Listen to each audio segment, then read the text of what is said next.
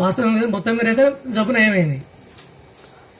అంటే ఇక్కడ ఏమనుకుంటారు అంటే అందరు జనరల్గా డాక్టర్ చూసేస్తేనే నయమైంది, ఏదో ప్రార్థన చేస్తే నయమైంది అంటారు.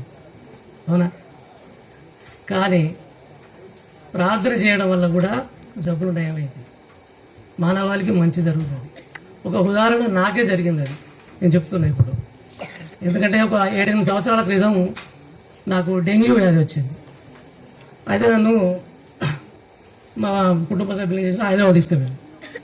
హైదరాబాద్ యశోద హాస్పిటల్లో జాయిన్ చేసినప్పుడు నేను నా చేతికి కంకరాలు ఉండేవి, ఇప్పటికి కూడా ఉన్నాయి.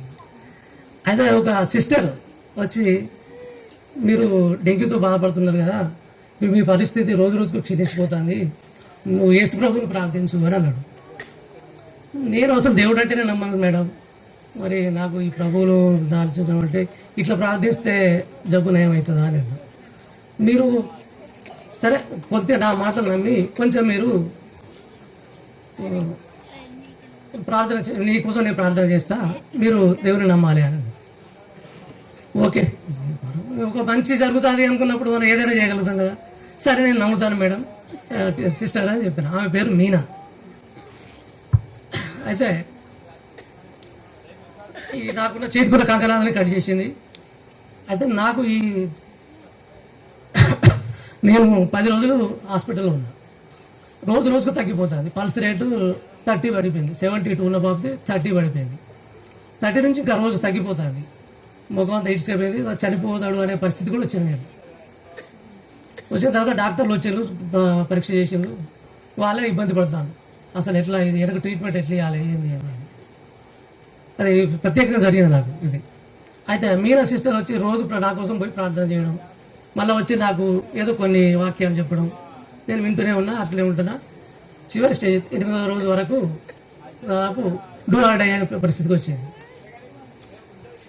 అయితే ఆమె నాకు వచ్చి చెప్పింది, వెళ్ళిపోయింది. నేను పండుకొని నేను రాత్రి తెల్లవారుజామున 3:46 టైం అవుతుంది అప్పుడు. అది నేను పడుకొని నేను నిద్రలే ఉన్నా.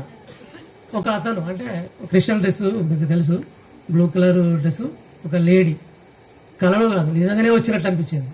వచ్చి నా భుజాలు పట్టుకున్నది, నన్ను ఇక్కడ ముద్దు పెట్టుకున్నది. ముద్దు పెట్టుకున్న తర్వాత నెక్స్ట్ అంటే నేను అప్పుడే మా మిస్సెస్ పక్కనే ఉంటే లేపిన. అసలు నువ్వు నన్ను టచ్ చేసావు అని అడిగా. లేదు నేను టచ్ చేసిన, నువ్వే నన్ను లేపినావు కదా అన్నది. మరి సరే నాకు ఏదో వచ్చి ఎవరో తాకినట్టు అనిపించింది, నాకు ఇక్కడ ముద్దు పెట్టుకున్నారు ఎవరు అని అంటే పండుకొని కూర్చోమని పండుకొని అది తెల్లారిపోయింది. మళ్ళీ మీనా సిస్టర్ వచ్చింది. వచ్చిన తర్వాత ఈ విషయం అంతా చెప్పేసిన ఆమెకు. చెప్పుడుతుంటే ఆమె బాగా విపరీతంగా ఏడవడం మొదలుపెట్టింది.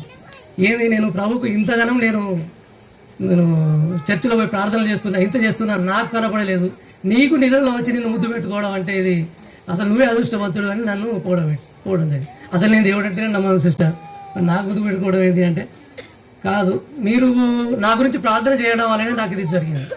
మళ్ళీ అదే మధ్యాహ్నం డాక్టర్లు అందరూ వచ్చి నన్ను చెక్ చేస్తే పల్స్ రేట్ బరాబరే ఉంది, అంతా కరెక్ట్ ఉన్నది. తెల్లారి డిశ్చార్జ్ చేశాను. ఈ సంఘటన నాకు నిజ జీవితంలో జరిగింది. అంటే దేవుడు అంటేనే నమ్మని నాకు ఒక సిస్టర్ ప్రార్థన చేయడం వల్ల మంచి జరిగింది.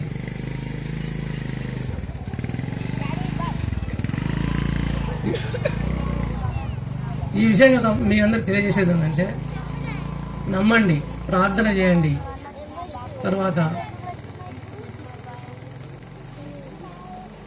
మంచి ఫలితాన్ని పొందండి, ప్రశాంతంగా బ్రతకండి. ఇదే నా సందేశం ఇస్తాను. ఇంట్లో ముందుకు